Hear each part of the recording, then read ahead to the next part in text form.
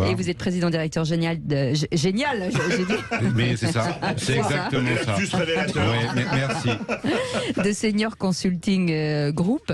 Qu'est-ce qui fait qu'aujourd'hui, alors on savait que forcément le viager avait une sale mentalité, enfin en tout cas une image un peu compliquée à gérer, et aujourd'hui on a l'impression que finalement c'est rentré dans les mœurs et c'est plutôt très tendance, ça a basculé d'un côté à l'autre.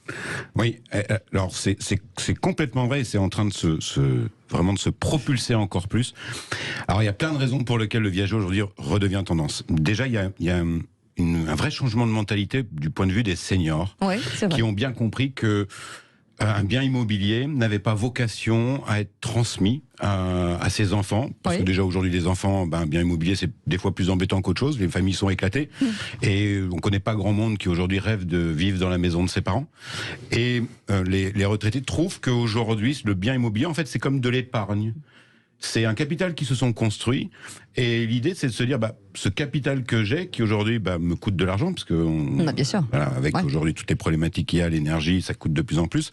Mais c'est surtout de se dire, en fait cet argent, le viager me propose de l'utiliser aujourd'hui pour mieux vivre. Donc, et les enfants aussi se disent, mes parents sont bien chez eux, pourquoi les déloger, pourquoi aller ailleurs? Il y a le maintien à domicile, et vivre à domicile, c'est ce que tout le monde souhaite. Il y a eu l'épisode du fossoyeur qui a bien fait comprendre qu'il valait mieux éviter d'aller en EHPAD. Et donc, comment on fait pour régler toutes ces problématiques? Un, bien vivre à la retraite. Et deux, faire plein de choses, aider ses enfants. J'ai une solution toute simple qui est mon bien immobilier. Je peux l'utiliser aujourd'hui pour me générer des revenus. C'est rassurant pour les personnes âgées de se dire que finalement on va pouvoir payer son loyer, parce que souvent ce sont aussi des petites retraites, c'est compliqué, et là pour le coup il y a une vraie assurance vie, j'allais dire, jusqu'au bout. Oui, et c'est hyper rassurant, et c'est surtout quelque chose qui rentre dans quelque chose de naturel. On s'américanise peut-être un petit peu, où les Américains, eux, un bien immobilier n'est qu'un actif. Les retraités français se disent « Oui, j'ai travaillé pendant 20 ans pour se construire ce patrimoine. » Aujourd'hui, pourquoi pas l'utiliser? Enfin, ça permet de faire plein de choses. Et puis, peut-être qu'on devient un peu plus poète. Sénèque disait l'important, c'est pas la vie, c'est comment on l'emploie. C'est pas le temps de vie, c'est comment on l'emploie. On est peut-être en France en train de se dire, oui, aujourd'hui, moi, je veux bien vivre à la retraite. Je veux pas être une charge pour mes enfants. Je ne veux pas qu'ils aient à payer pour moi en maison de retraite. Et puis, je veux bien vivre à 65 ans.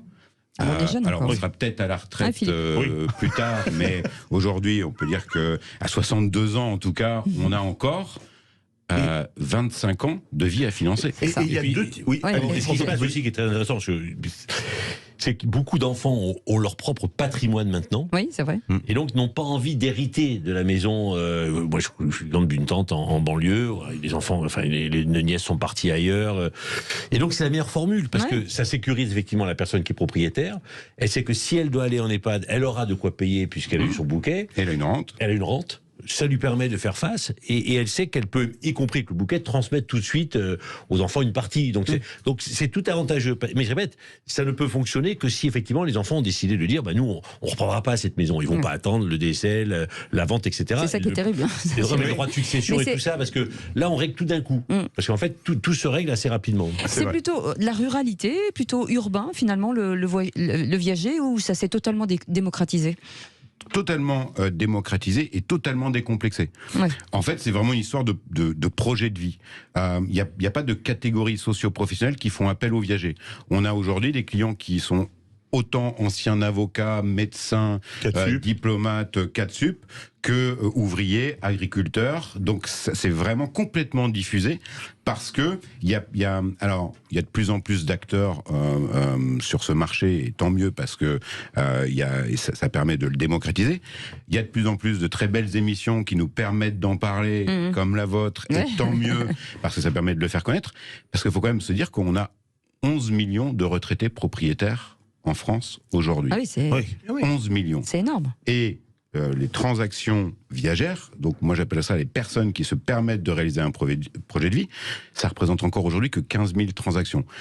C'est pas dû au préjugé du viager, c'est dû à la méconnaissance ou à la fausse idée qu'on en a. Oui, c'est vrai. Oui. C'est vrai. Donc aujourd'hui, les choses ont changé. En plus, on dit toujours que c'est éthique. Aujourd'hui, c'est beaucoup plus éthique, socio-responsable. On rentre dans une vision, en tout cas, de l'avenir qui est totalement différente et en phase avec la société d'aujourd'hui.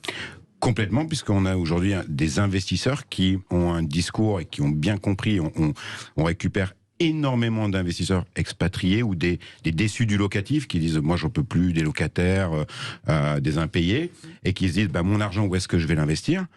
Et si je l'investis en viager, en fait, il n'y a pas plus vertueux que ce système. Lorsque vous payez une rente à un senior, cette rente, elle va pas être mise sur un livret A. Elle va tout de suite être injectée dans la société, soit pour consommer des services, soit pour consommer des loisirs, soit pour aider ses enfants, soit pour aider ses petits-enfants. Donc en fait, ça fait circuler aujourd'hui de l'argent qui ne circulait pas avant. Donc c'est plus humain. C'est plus humain et c'est intergénérationnel. Eh ben, merci en tout cas. Ça n'a rien à voir avec le film Le Viager. J'en étais sûr. Si on pouvait juste le supprimer Il vous a fait du mal. Mais d'ailleurs, je ne vois pas de quoi vous parlez. Merci beaucoup Henri-Pierre Ouidby d'avoir été avec nous, fondateur et PDG de Senior Consulting Group. Vous pouvez aller voir sur le site internet, c'est très intéressant et il y a des belles affaires à faire et en plus on fait des jolies rencontres parce que souvent il y a des liens qui se créent entre les acheteurs et les vendeurs et ça c'est plutôt canon. Merci beaucoup Philippe.